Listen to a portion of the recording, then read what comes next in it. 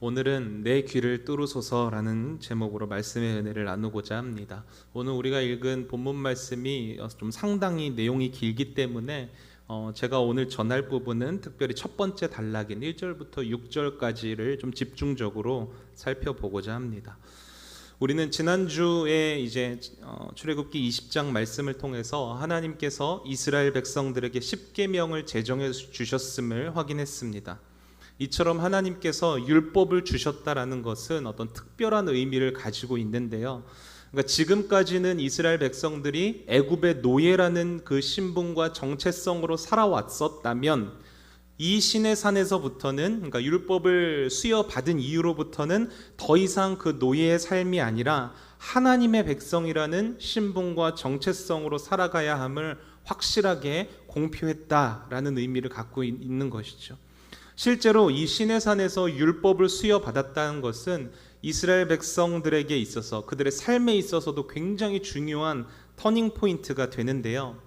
이 시내산에 오기까지는 이스라엘 백성들이 아무리 하나님께 불평하고 또 모세와 하나님을 원망하고 심지어 애굽에서 종살이할 때가 더 좋았다 하면서 다시 노예 시절로 돌아가고 싶다 이렇게 말해도요, 하나님께서 특별한 제재를 가하지 않으십니다. 그들이 아무리 불평을 해도 그들을 치시지 않는다는 거예요. 그때마다 하나님이 어떤 분이신지를 오히려 더 보여주셨어요.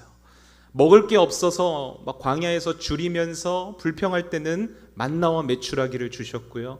마실 물이 없어서 막 갈증으로 폭동을 일으키려고 할 때는 바위에서 물이 솟아나게 해주셨어요. 불평하고 원망하는 이스라엘을 한 번도 벌하신 적이 없으십니다.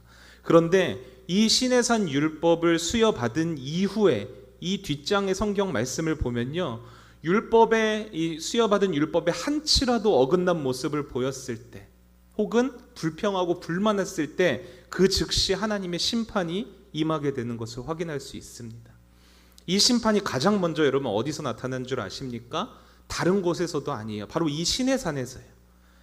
시내산에서 율법을 받고 내려간 모세가 어떤 광경을 여러분 목격하게 됩니까? 온 이스라엘이 금송아지를 만들어 놓고 그 금송아지를 자신들이 애굽에서 이끌어낸 구원자라고 신으로 섬기고 있는 모습을 보게 된 거예요. 10계명의 제2계명을 범하게 된 것이죠. 곧바로 하나님의 심판이 임하게 됩니다. 하나님은 레위 지파를 사용하셔서요, 동족을 쳐 죽이게 하십니다. 무려 3,000명이나 그 자리에서 죽게 되는 것이죠. 이스라엘 백성들의 입장에서는 굉장히 충격적인 일이었을 거예요. 여태까지 이런 하나님의 심판은 자신들에게 임한 것이 아니라 애굽과 같은 다른 민족들에게만 임한 것을 보았었잖아요. 이제는 그 심판이 우리가 될 수도 있다, 심판의 대상이 우리가 될 수도 있다라는 사실이 굉장히 두려웠을 것입니다. 여러분, 하나님께서는 왜 이러한 모습들을 보여주셨을까요?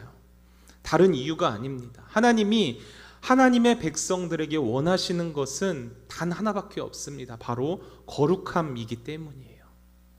하나님이 성경에서 말씀하시죠. 내가 거룩하니 너희도 거룩하라. 하나님 자신이 거룩하시기 때문에 이 거룩하신 하나님과 관계하기 위해서, 거룩하신 하나님과 친밀한 관계를 유지하기 위해서는 이스라엘 백성들도 거룩해져야만 하는 거예요. 다시 말해 이 거룩이라는 말은 하나님과의 관계에 있어서 가장 중요한 핵심적인 가치라는 거죠. 그런데 여러분, 이 거룩의 기준이 뭐예요? 율법이에요. 이 율법에 온전히 순종하는 것이 곧 거룩함이라는 거예요. 즉 율법을 지켜야만 하나님과의 친밀한 관계를 유지할 수 있다는 거예요. 뭔가 이해는 되면서도 좀 거부감이 느껴지시지 않습니까? 만약에 하나님이 율법을 주시지 않았다면 우리가 그나마 하나님의 그 심판에서 좀 자유로울 수 있을 텐데, 하나님이 율법을 주심으로 인해서 우리는 무엇을 하든지 간에 율법을 매일 수밖에 없게 된 거예요. 이게 뭘 뜻합니까? 한마디로 이 시내산의 율법 수여 사건 이후에는 이스라엘 백성들이 율법의 종이 된 것과 마찬가지가 되었다는 것이죠. 누구든지 이 율법에 자유로울 수 있는 사람이 없게 된 거예요.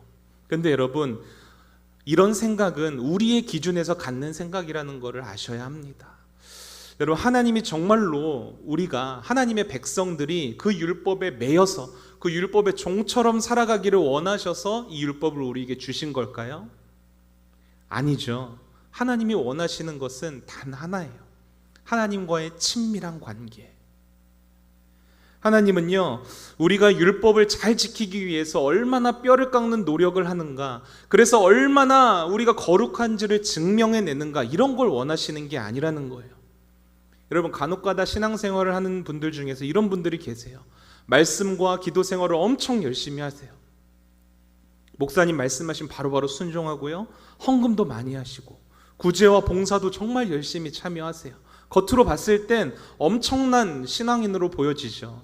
정말 하나님을 사랑하고 하나님과 친밀할 것 같아 보이는데 실상은 어떤 줄 아세요? 여러분, 그렇게 열심을 내는 이유가 뭔지 아십니까?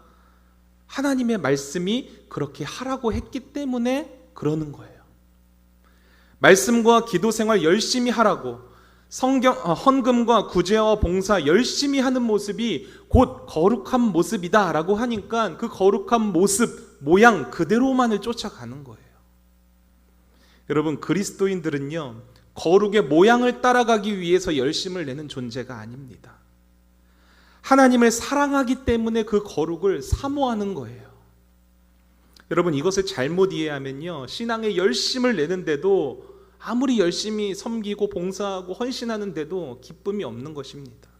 지치고 힘들기만 한 거예요. 그래서 실제로는 아무런 은혜도 감격도 감사도 없는 삶을 살아가게 되는 거죠. 결국에는 그렇게 열심을 막 내다가 얼마 못 가서 다 내려놓게 되는 거예요. 목사님, 저 여기까지인가 봐요. 여러분, 우리가 신앙생활하면서 하나님의 말씀대로 살아가려는 이 발버둥 치는 이러한 노력이 무엇 때문인지를 잘 분별해야 해요. 여러분들은 왜 하나님의 말씀을 붙드십니까? 왜 하나님의 말씀대로 살아가려고 하세요? 왜 물질적으로 손해 봐가면서도 시간 내고 헌금 내고 다 희생해 가면서까지 하나님의 말씀대로 살려고 하십니까? 다른 이유가 없어요. 우리는 하나님의 사랑하는 자녀이기 때문이에요. 세상이 주는 기쁨보다 아버지께서 주시는 은혜가 더 감격스럽고 진짜 행복이라는 것을 알기 때문에 그 하나님과 더욱더 친밀해지고 싶어서, 더 알고 싶어서, 사랑하고 싶어서 거룩을 쫓아가는 거예요. 거룩을 사모해 가는 거예요. 여러분, 거룩해지려고 그 거룩의 모양을 사모하지 마세요. 하나님을 사랑하기 위해서 거룩해지시기를 바랍니다. 그래서 교회 안에서도요, 똑같이 열심히 신앙생활하는 성도처럼 보이는데 어떤 사람은 그 종처럼 그 행위와 결과에만 매여서 엄청나게 힘들게 신앙생활해요. 그런데 어떤 사람은 정말로 하나님의 자녀됨을 누려요. 어려운 상황과 환경임에도 불구하고 주님과 친밀한 관계를 경험합니다. 그래서 어려워도 그런 분들 보면은 기쁨의 고백, 감사의 고백이 넘쳐나요. 행복한 삶을 사는 거예요. 여러분, 하나님께서는 여러분들이 이 성경이라는 이 두꺼운 책에 매여서 이 성경의 종처럼 살아가기를 원하시는 게 아니에요. 이 하나님의 말씀을 듣기 싫은 아빠의 잔소리로서가 아니라 진심으로 나를 사랑하시고 나를 아끼시는, 그리고 내가 사랑에 맞지 않는 그 아버지의 음성으로 말씀을 듣기를 원하고, 또 하나님의 자녀됨을 누리면서 그 하나님을 알아가기를 기뻐하면서 그 말씀에 순종하기를 원하신다는 것을 기억하시기를 바랍니다. 여러분, 오늘 하나님께서 이스라엘 백성에게 세우신 법규가 바로 이러한 하나님 아버지의 마음을 굉장히 듬뿍 담아내고 있어요. 오늘 본문 1절을 보면 이렇게 기록하고 있죠. 내가 백성 앞에 세울 법규는 이러하니라. 지금 하나님께서는 시내산에 올라와서 하나님과 대면하고 있는 모세에게 이스라엘 백성들이 앞으로 애굽의 노예가 아니라 하나님의 백성으로 어떻게 살아야 하는지, 즉 하나님의 자녀들로 어떻게 살아가야 하는지를 제시하고 있는 거예요. 앞선 20장에서는 10계명이라는 큰 계명을 주시면서 그 계명들을 조금 더 디테일하게 풀어서 이제 21장부터 쭉 이제 설명해 나아가고 있는데요. 가장 먼저 제시하고 있는 법이 있어요. 그게 뭐냐면 바로 종에 관한 법입니다. 오늘 1절부터 11절까지인데 6절까지가 이제 남종에 관한 법이에요. 우리가 살펴볼 부분은 6절까지의 내용입니다. 특별히 이 종에 관한 법은요, 그냥 일반적인 보편적인 사람들에게 다 통용되는 종에 관한 법이 아니라요, 히브리 종에 관한 내용입니다. 그러니까 다른 민족들에게도 해당되는 게 아니라 이스라엘 백성들 안에서 종이 되는 경우를 규정해 놓은 법이라고 이해하시면 됩니다. 근데 우리가 여기서 한 가지 의문점이 들게 되죠. 하나님께서 이렇게 종에 대한 법을 세우셨다는 것은 뭐가 되는 거예요? 곧 하나님께서 노예 제도를 허락하신 것인가? 이런 의문이 드는 거예요. 여러분, 정말 하나님께서 사람의 기본적인 인권과 인격을 파괴하는 그 노예 제도를 허락하셨다는 의미로서 이 법을 세우셨을까요? 당연히 아니겠죠. 내용을 보시면 알겠지만 이 히브리 종에 대한 규례는요, 말이 종에 관한 법일 뿐이지 어찌 보면은 사회적인 약자들을 보호하는 법이라고 봐도 좋을 정도로 종인데도 불구하고 상당히 높은 수준으로 인권과 기본 생활이 보호되고 있음을 이 내용에서 확인할 수가 있어요. 그러니까 하나님은 이 노예 제도를 허락하셨다라는 의미로 이 법을 세우신 게 아니라요, 우리의 기준과 우리가 기존에 알고 있고 생각하고 있는 기준과는 전혀 다른 종의 개념을 이스라엘 백성들에게 제시하고 있는 거예요. 그럼 우리가 기존에 알고 있는 종의 개념은 어떻습니까? 우리가 원래 알고 있던 종은 어떤 개념이었어요? 애굽에서 종살이하고 있던, 노예로 살아가고 있던 이스라엘 백성들 모습 그대로가 바로 우리가 알고 있는 종의 모습이죠. 어떠한 모습이었는지 우리 출애굽기 1장 11절부터 14절까지의 말씀을 한번 눈으로 따라와 보십시오. 감독들을 그들 위에 세우고 그들에게 무거운 짐을 지워 괴롭게 하여 그들에게 바로를 위하여 국고성 비돔과 람셋을 건축하게 하니라. 그러나 학대를 받을수록 더욱 번성하여 퍼져나가니 애굽 사람이 이스라엘 자손으로 말미암아 근심하여 이스라엘 자손에게 일을 엄하게 시켜 어려운 노동으로 그들의 생활을 괴롭게 하니 곧 흙 이기기와 벽돌 굽기와 농사의 여러 가지 일이라. 그 시키는 일이 모두 엄하였더라. 여러분, 기존에 우리가 생각하고 있고 이스라엘 백성들도 알고 있는 경험한 그 종의 개념은 어떤 개념입니까? 무거운 짐을 지고 주인이 시키는 굉장히 이해되지도 않는 그 험난한 노동을 하면서 어떻게 해요? 그것도 수많은 학대와 괴롭힘을 당하면서 해야 돼요. 그리고 기본적인 생활 자체가 어려운, 그러니까 어떤 일을 하든지 그 시키는 일이 엄하였더라라고 기록하고 있죠. 여기서 엄하다라는 단어는요, 잔인하고 지나치게 엄격하다라는 뜻을 가지고 있어요. 한마디로 종은 사람이 아니었던 거예요. 사람 취급받지도 못하고 살아가는 이유조차도 모른 채 그냥 죽지 못해 사는 정도의 그런 개념이었다라는 것이죠. 애굽은 이러한 이스라엘 백성들을 그 노예 생활에서 절대로 풀어줄 마음이 없었어요. 그렇죠? 이 민족이 말살될 때까지 그들은 노예로 살아야만 했을 거예요. 오죽하면 여러분, 이스라엘 백성들이 번성하여서 그들이 반란을 일으킬까 봐 바로가 어떤 명령까지 내립니까? 사내 아이가 태어나거든 다 죽이라라는 명령까지 내렸지 않습니까?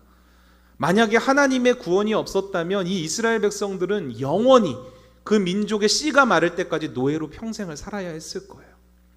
오늘 이 말씀을 듣고 있는 하나님이 세우신 법을 듣고 있는 이스라엘 백성들에게 있어서 종이란 것은요, 바로 이러한 개념으로 자리 잡고 있었을 거예요. 그런데 하나님은 이스라엘이 그렇게 알고 있었던, 그리고 우리가 알고 있는 이 종의 개념과는 전혀 다른 새로운 개념의 종의 모습을 제시하고 있어요. 어떤 개념인지 한번 말씀을 살펴볼까요? 2절을 한번 보십시오. 내가 히브리 종을 사면 그는 6해 동안 섬길 것이요 7째 해에는 몸값을 물지 않고 나가 자유인이 될 것이며. 자, 여기를 보면은 기본적으로 이스라엘 백성들 안에는 태생부터 종은 없다라는 것을 알 수 있어요. 그죠? 원래 종은 핏줄이잖아요. 노예는 핏줄이잖아요. 노예의 자녀로 태어나면 계속해서 노예로 살아야 돼요. 그런데 핏줄이 아니에요. 2절을 보면은 산다라는 표현이 나오죠. 산다. 그러니까 종이라는 것은 값을 주고 산다라는 개념인 거예요. 실제로 이스라엘 사람들 중에서 종이 되는 경우는 3가지로만 실제로 나타난다고 합니다. 첫 번째는 뭐냐면 집안이 경제적으로 너무 가난해서 부모가 그 자녀를 일정 값을 주고 파는 거예요. 그리고 두 번째는 뭐냐면 물건을 훔쳤을 때, 훔치다가 잡히게 되면은 그 물건에 대한 값을 변상해야 되는데요, 변상할 그 갚을 돈이 없는 경우에는 그 사람의 종이 되는 거예요. 마지막으로 스스로 먹고 살 수 있는 능력이 없을 경우에, 그러니까 아무런 기업도 없고 기본적인 생활 자체가 불가능할 때에는요, 스스로 종이 되기를 선택할 수가 있어요. 그래서 팔려갈 수가 있는 거예요. 이 경우에는 정말로 극빈자들에게만 허용이 되는 건데요, 이럴 경우에는 나중에 훗날에 그 친척들이, 그 사람의 친척들이 다시 그 종이 된 값을 치르고 나서야 되찾아올 수 있는 의무가 부여되게 됩니다. 그러니까 하나님이 세우신 이 히브리 종에 대한 규제는요, 어떤 개념을 가지고 있냐면요, 스스로 인생을 감당할 수 없는 사람, 경제적인 빚을 감당할 수 없는 사람, 그래서 기본적인 생활이나 인권을 보장받을 수 없는 사람들을 일정 값을 지불하고 산다는 개념으로 이해하셔야 되는 거예요. 이렇게 값을 주고 산 주인의 종으로 들어가게 되면요, 모든 의사결정을 그 주인에게로 넘겨야만 했어요. 당연한 거죠, 종이니까. 그 대신에 이 종은 뭘 누릴 수 있냐면요, 그가 종이 되기 전에 떠안고 있었던 모든 경제적인 문제들, 빚, 그리고 범죄 행위, 그러니까 물건을 훔치다가 이렇게 벌을 받아야 하는 그런 벌 받아야 할 책임까지도 모든 법적 책임에 대해서는 주인에게로 다 넘어가는 거예요. 주인의 보호 속에서 모든 것이 다 해결받게 되는 거죠. 여러분, 여기까지 들었는데 어떠세요? 우리가 알고 있는 종의 개념과 정말로 다르지 않습니까? 근데 여기에 한 가지 옵션이 더 붙어요. 여러분, 2절 후반절을 한번 보시면요, 6해 동안 섬길 것이요 7째 해에는 몸값을 물지 않고 나가 자유인이 될 것이며, 그러니까 딱 6년만 주인을 섬기고 나서 7년째 되는 해, 무슨 해죠? 안식년이죠. 안식년에는 주인이 그 종을 산 값을 물지 않고도 자유인이 될 수 있는 거예요. 갈수록 놀랍지 않습니까? 뿐만 아닙니다. 여러분, 유대인들이 이 법을 어떻게까지 지켰냐면요, 종을 그냥 노예처럼 부린 게 아니라요, 가족의 일원으로 여겼다라는 거예요.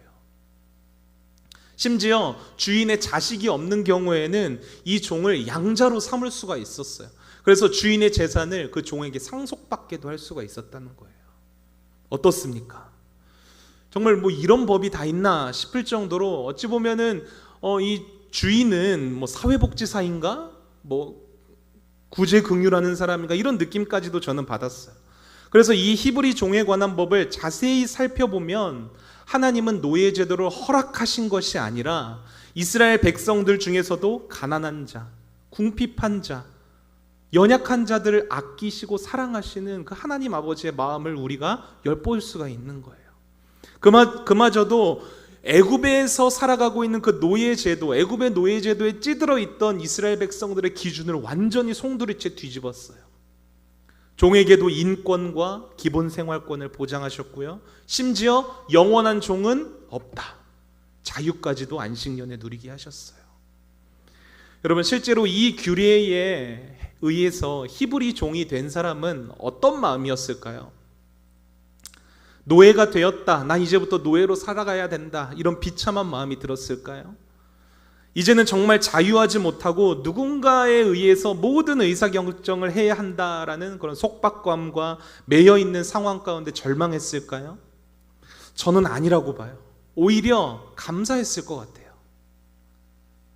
이제까지는 스스로 혼자서 감당해야 했던 모든 먹고 사는 문제, 너무나도 벅찼던 그런 경제적인 문제, 심지어는 스스로 내가 지은 죄 때문에 받아야 했던 그 벌에 대한 두려움, 이 모든 것들이 종이 됨으로써 한순간에 다 사라지고 안전이 확보되었죠. 기본적인 인권이 확보되었죠. 7년째 되는 해에는 자유까지도 약속받게 되었어요. 저는 그래서 오히려 종이 되었다라는 사실이 감사할 것 같아요. 비록 자유로운 의사결정을 하지 못하고 누군가에 의해서 매여있는 채로 지낸다는 것은 사람인지라 힘들 수밖에 없겠죠. 또한 그 주인이 누군가인가에 따라서 그 6년이라는 섬김의 시간이 정말로 고통스럽고 힘들 수도 있을 것 같아요. 그러나 이 히브리 종의 규례를 제정하신 우리 하나님 아버지의 마음과 의도를 이해하는 믿음이 좋은 이스라엘 사람이 주인이라면 어떻겠습니까? 적어도 종이 되기 전에 그렇게 어려운 만큼 힘든 삶은 살아가지 않겠죠. 여러분, 하물며 우리를 값을 주고 사신 분이 하나님이시라면, 신실하신 하나님이라면 어떻겠습니까? 정말로 기쁘고 감사할 것 같지 않습니까? 근데 여러분, 이 일이 실제로 일어났다는 거예요. 고린도전서 6장 19절과 20절 말씀을 한번 보시겠습니까? 너희는 너희 자신의 것이 아니라 값으로 산 것이 되었으니 그런즉 너희 몸으로 하나님께 영광을 돌리라. 아멘. 우리는요, 하나님이 값 주고 사신 종이 되었다라는 거예요. 어떤 값을 주고 하나님께서 사셨을까요? 베드로전서 1장 18절과 19절 말씀입니다. 너희가 알거니와 너희 조상이 물려준 헛된 행실에서 대속함을 받은 것은 은이나 금같이 없어질 것으로 된 것이 아니요 오직 흠없고 점없는 어린 양 같은 그리스도의 보배로운 피로 된 것이니라. 여러분, 조상들이 물려준 헛된 행실, 이게 무엇입니까? 가난과 궁핍과 죄악들로부터 우리는 대속함을 받았어요. 어떤 값을 치르고 대속함을 받았습니까? 은이나 금같이 없어질 것들이 아니라 흠없고 점없고 어린 양 같은 예수 그리스도의 보배로운 피로 우리를 값주고 사셨다라는 것입니다. 믿으시죠? 사랑하는 여러분, 죄악 가운데 있던, 불안과 공포와 염려 속에서 살아가고 있던 우리를 예수 그리스도의 보배로운 피로 값주고 사셨다라는 이 사실이 은혜라는 것을 여러분 기억하시기를 바랍니다. 이제 하나님이 우리를 예수의 피로 값주고 사셨기 때문에 우리는 그 전에 우리가 감당해야 했던 죄책과 고된 세상살이와 각종 결핍과 위험으로부터 안전해질 수 있게 된 거예요. 여러분, 어떻게 이럴 수 있어요? 우리의 주인 되신 하나님께서 무려 독생자 예수 그리스도의 피로 그 모든 책임을 떠안으셨기 때문이에요. 그래서 우리가 하나님의 종이 됐다라는 이 사실에 우리는 너무나도 감사해야 하는 거죠. 감사할 뿐만 아니라 종이 하나님의 종된 자로서, 그 주인의 소유된 종으로서 해야 할 일을 감당해야 하는 거예요. 종으로서 우리가 해야 할 일이 무엇입니까? 여러분, 종이 해야 할 일은 딱 하나밖에 없어요. 주인에게 순종하는 일이에요. 종은 자신의 생각으로 판단하고 행동하지 않습니다. 주인이 말씀하시는 대로 온전히 순종합니다. 설사 그것이 이해되지 않고 내 생각과 내 기준과는 다르다고 할지라도 내 거는 다 내려놓고 주인이 하라는 대로 그대로 따라해야 돼요. 그런데 여러분, 이러한 법적 제도라는 틀 안에서, 그러니까 종의 신분으로서 우리가 정말로 기쁜 마음으로, 감사한 마음으로 순종한다라는 것은 좀 한계가 있는 것 같아요. 그렇죠? 원치 않는 일이라도 억지로 한다라는 느낌을 지울 수가 없어요. 그런데 오늘 본문에서는 우리 하나님께서 이런 것까지도 미리 계산하셨다는 듯이 종에게도 선택의 기회를 주셨어요. 본문 3절에서 6절까지가 그 내용인데요, 요약하자면 이렇습니다. 어떠한 종이든지 히브리 종에게는 7년째 되는 해에 안식년에 자유로워질 수 있는 권한이 생겨요. 이 안식년의 자유를 얻는 여러 경우의 수를 이렇게 설명하고 있는데요, 첫 번째는 뭐냐면 혼자의 몸으로 종이 된 경우에는 안식년이 되었을 때 혼자 자유가 될 수 있었어요. 그러니까 종이 되기 전에 결혼을 했다면 그 아내도 함께 자유를 누릴 수 있게 된 거예요. 그런데 만약에 종이 된 후에 그 주인이 종이 너무나 일도 잘하고 착해서 아내를 주었어요. 그래서 그 아내로부터 자녀를 낳게 되면요, 그 아내와 자녀들은 주인의 것이 되는 거예요. 그래서 안식년이 되어도 그 아내와 자녀는 그 주인에게 남겨둔 채 혼자 자유를 얻어서 나가야 되는 상황이 되는 거죠. 그런데 여러분, 여기 한 가지 옵션을 하나님께서 더 붙이셨어요. 그게 5절과 6절 말씀인데요, 우리 같이 한번 읽어보실까요? 시작. 만일 종이 분명히 말하기를 내가 상전과 내 처자를 사랑하니 나가서 자유인이 되지 않겠노라 하면 상전이 그를 데리고 재판장에게로 갈 것이요 또 그를 문이나 문설주 앞으로 데리고 가서 그곳에다가 송곳으로 그의 귀를 뚫을 것이라. 그는 종신토록 그 상전을 섬기리라. 아멘. 안식년이 되어서 자유를 누릴 수 있는 권한이 주어졌음에도 불구하고 이 종이, 저는 정말로 주인을 사랑합니다. 그리고 그 주인께서 베풀어 주신 처자식까지도 너무나도 감사해서 나는 자유를 선택하지 않겠습니다. 영원히 주인을 섬기겠습니다. 이런 선택을 하게 된다면요, 재판장에게로 데려가서 귀를 송곳으로 뚫는 의식을 치르게 됩니다. 그러면은 그 귀를 뚫은 종은요, 이제 앞으로 안식년이 계속해서 안식년이 오게 되겠죠. 7년이 지나면 그 안식년과는 상관없이 영원히 그 주인에게 종으로 섬기게 되는 거예요. 종의 의무로서 주인을 섬기고 순종하는 게 아니라 어떤 거예요? 주인을 사랑하는 마음과 주인이 나에게 베푸신 은혜에 대한 사랑의 마음으로 자발적으로 주인의 종이 되기를 결정하고 선택했다라는 거죠. 사랑하는 여러분, 저는 저와 여러분들이 성경이 말하기 때문에 말씀에 순종하는 것이 아니라요, 우리의 주인 되신 하나님을 진실로 사랑하기 때문에, 그분이 우리에게 베푸신 은혜에 정말로 감사하기 때문에 억지로가 아니라 자발적이고 기꺼운 마음으로 하나님의 종이 되는 선택을 하기를 바랍니다. 여러분, 그러기 위해서 우리는 무엇을 해야 합니까? 귀를 뚫는 의식을 치러야 돼요. 여러분, 이 당시에 이 의식을 치르기 위해서는요, 문에서 치렀다고 하죠. 재판관, 여기서 말한 재판관은 이제 제사장, 이렇게 종교 지도자들을 말하는 거예요. 문이라는 곳은 어떤 곳입니까? 사람들이 공개적인 곳이에요. 모든 사람들이 보는 앞에서 공개적으로 이 의식을 치러야만 했다라는 거죠. 그것도 여러분, 송곳으로 귀를 뚫는다는 게 얼마나 고통스럽겠습니까? 자신의 신체 일부를 잘라내는 그 아픔을 이렇게 참아야 하는 거예요. 뿐만 아니라 이 뚫린 귀를 이제 앞으로 그가 뚫린 귀로 평생을 살아야 하잖아요. 우리가 귀걸이 한다고 조그맣게 눈에 보이지도 않게 구멍 뚫는 거랑 송곳으로 뚫는 거랑 여러분 얼마나 큰 차이가 있겠습니까? 보는 사람마다 어떤 생각을 했을까요? 저 사람은 스스로 선택해서 종이 된 사람이구나. 딱 봐도 알겠죠? 종의 흔적을 가지고 이 규례를 모르는 세상 사람들의 편견과 손가락질을 받으면서 살아야 했을 거예요. 그런데 여러분, 저는 그래도 좋을 것 같아요. 왜냐하면 하나님이 우리의 주인이시잖아요. 비록 내 육신의 소욕과 인간적인 욕심, 죄악된 모든 모습들을 마치 귀를 날카로운 송곳으로 뚫어내듯이 그 모든 것들을, 인간적인 욕심을 잘라내야 하는 아픔은 감당하기 힘들 거예요. 그러나 그런 아픔보다도 주인 되신 하나님을 더 사랑하기 때문에, 더욱이 나를 값주고 사기 위하여서 독생자 예수 그리스도까지 십자가에 못 박으신 그 하나님의 은혜가 너무나도 더욱더 크고 감사하기에 기꺼이 이 귀를 뚫는 아픔을 견딜 수 있을 것 같아요. 세상 사람들이 그렇게 우리의 몸에 남은, 영원히 남은 그 종의 흔적을 보고 어떻게 생각하겠습니까? 손가락질하겠죠. 저 사람은 하나님의 종이야. 조롱하고 우리를 외면할지도 몰라요. 그러나 여러분, 그들이 가는 죽음의 길과는 전혀 다른 생명의 길을 순종하며 가고 있다, 살아가고 있다라는 기쁨으로 저는 살아갈 수 있을 것 같아요. 종이라서 주인의 말에 순종하는 게 아니라 그 주인을 진실로 사랑하기 때문에 그 주인의 말을 사모하고 순종하기를 기뻐하는 그 종의 자리를 기쁘게 선택할 수 있을 것 같습니다. 여러분들은 어떠십니까?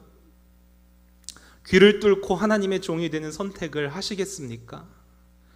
아니면 다시금 세상이 주는 불안과 염려와 그 죄의 책임들을 떠안고 결국에는 죽음의 길로 향하는 겉모습만 자유자가 되는 그 선택을 하시겠습니까? 바라기는 진리의 길, 생명의 길, 그리고 우리를 그리스도의 피로 값주고 사신 그 은혜의 길로 향하는 하나님의 종이 되는 선택을 하시는 여러분들이 되시기를 바라겠습니다. 여러분, 그러기 위해서 오늘 이 밤에 기도하실 때요, 이렇게 기도했으면 좋겠어요. 주님, 아직도 나에게는 인간적인 욕심과 죄악들이 가득 차 있지만 그럼에도 불구하고 하나님을 사랑하시기에 주님의 종이 되기를 간절히 사모합니다. 내 모든 죄악과 인간적인 마음들을 주님 앞에 내려놓습니다. 내 귀를 뚫어주시옵소서. 내 귀를 뚫으시고 영원토록 주님의 말씀만 순종하는 주의 종으로 살아가게 하여 주시옵소서. 여러분, 이 다짐과 결단과 내려놓음이 여러분들이 올려지는 기도 가운데 충만하게 임하게 되기를 주님의 이름으로 축복합니다.